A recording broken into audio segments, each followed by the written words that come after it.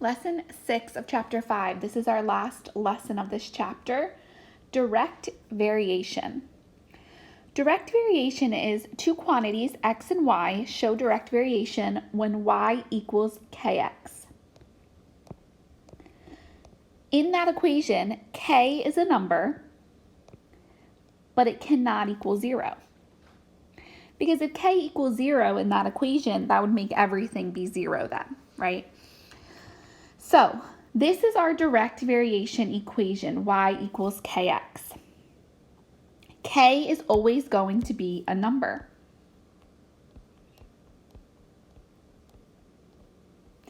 Now, we call that the constant of proportionality. The number k is called the constant of proportionality. So remember, k will always be a number in your equation, or you'll have to find k and kind of replace it in your equation for a number. X and y will stay as x and y. They'll stay as variables. They're the variables in that equation. So, study tip, other ways to say that x and y show direct variation are y varies directly with x, and x and y are directly proportional. So you might hear me say varies directly, or you might say they're directly proportional. That all just is explaining direct variation. Now, the graph of y equals kx is going to be a line with a slope of k that passes through the origin. So it's going to be a nice straight line. The slope is k, and it passes through the origin. So two quantities that show direct variation are in a proportional relationship. That is so important to know. Direct variation is basically just a fancy way of saying that that graph is proportional. And we've already done that this chapter. Remember, the two key factors of being in a proportional relationship is that it has to be a line and it has to go through the origin, which is exactly what this is. It's a line. They're just telling us now we know what slope is, so it's a line with a slope of k that passes through the origin. So again, it's a line and it passes through the origin, meaning it's in a proportional relationship. So if I ask you to identify direct variation, we're going to use a graph and I want you to tell me whether x and y vary directly. First thing we're going to do is we're going to plot these points. We're going to then look at the graph and decide, hey, is it a straight line and does it go through the origin? If both of those are true, if it shows that it's a proportional relationship, then guess what? It shows direct variation as well. So we've kind of already done this, but let's practice. We're now using more terms. We now know what slope is. We know more things now. So our first point is 1, -2. Now notice I did only give you the first quadrant, so I'm going to kind of extend this a little bit because we have to go over 1 but down 2. So 1 point kind of goes down below our graph here. 2, 0, so go over 2 and stay on at 0. 3, 2, go over 3, up 2.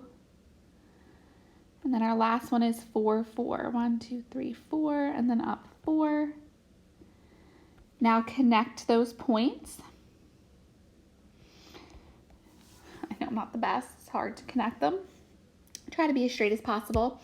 So now you're asking yourself, does the graph go through the origin? And is it a straight line? If you answer yes to both of them, then x and y are varying directly. So I noticed something. This is my origin. Did the graph go through that? No.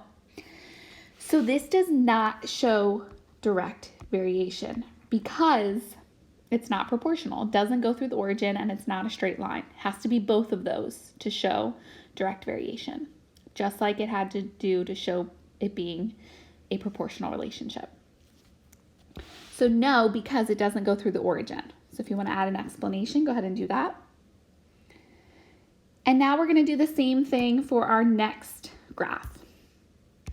Plot these points. If you want to pause and try it yourself, and then decide yes or no. So 0, 0, 2, 2, 4, 4, and then 6, 6.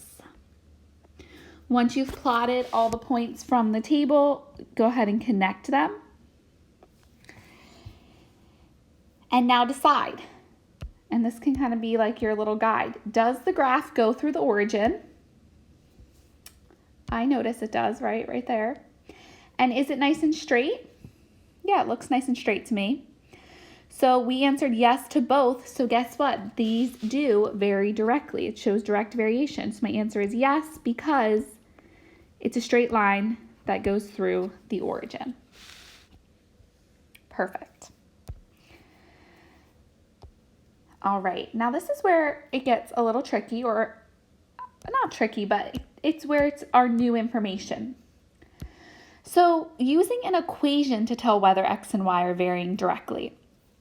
So what you're asking yourself is, can the equation be written in y equals kx form? If it can, then yes, it shows direct variation. So our goal is to get it into direct variation equation. Remember, y equals kx. K will be a number. Okay? So let's take a look at number 1. Y plus 1 equals 2x. So if your y is not alone, the first thing to do is to get it by itself. Right now, y is being added by 1. So let's just move that to the other side by subtracting 1. Now, 2x minus 1, I can't combine those because they're not like terms. So now I have this equation, y equals 2x minus 1. Is that in y equals kx form? So in this case, the k is 2. Does everyone see that? But notice how we have this minus 1. Does our equation have like a minus or a plus anything at the end? No. So guess what? This does not show direct variation because it's not in y equals kx form. Let's try number 2 over here. You always want to get y by itself if it's not by itself yet. Right now, y is being multiplied by a half. So I'm going to divide by a half, or dividing by a fraction is the same as multiplying by its reciprocal, 2 over 1, or just 2. So now I have y equals 2x. Now is this in y equals kx form? Remember, k is always going to be a number. In this case, k is 2. So does this show direct variation? Yes. Because we could get it into y equals kx form. So x and y vary directly here. All right. And what if I asked you to use a table to tell whether x and y vary directly? Well, if you're looking at a table, you want to decide, will the graph go through the origin? Because remember, that's one of the most important things. You want to know, will it be a straight line and will it go through 0, 0? So like for the first one, number 1, I can look, does the point 0, 0 fall on my table? No. So if 0, 0 is not in the table, we can automatically say no, it does not vary directly because it has to go through 0, 0. Let's look at the second one. Notice how I don't see 0 anywhere.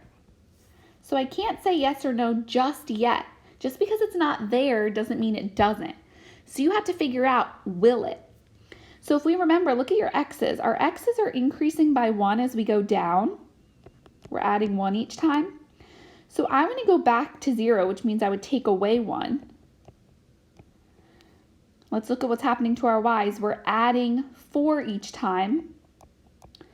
So if I want to go backwards to see what my y would be, I would take away 4. What's 4 minus 4? 0.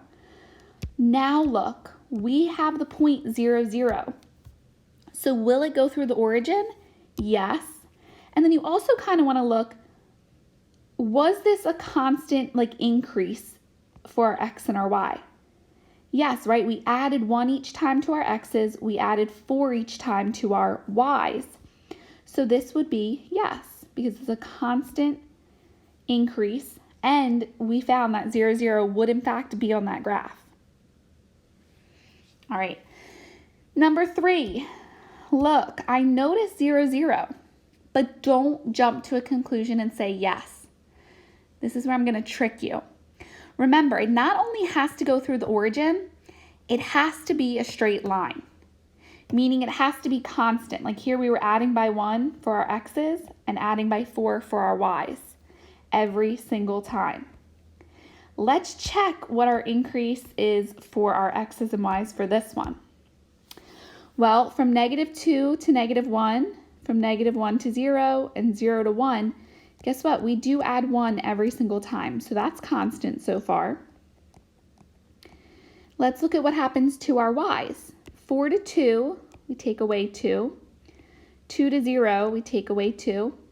Oh, but 0 to 2, we add 2. Notice how that's not constant. It's not the same thing to take away 2 versus to add 2. So, is this constant? No. So would this show direct variation? No. So if you notice, 2 repeats itself. You can't have a number repeat itself in the same column. If you notice that happens, it's automatically going to be no. It's just a kind of a hint or a trick there for you. Okay? So that's if we're dealing with graphs, equations, and tables.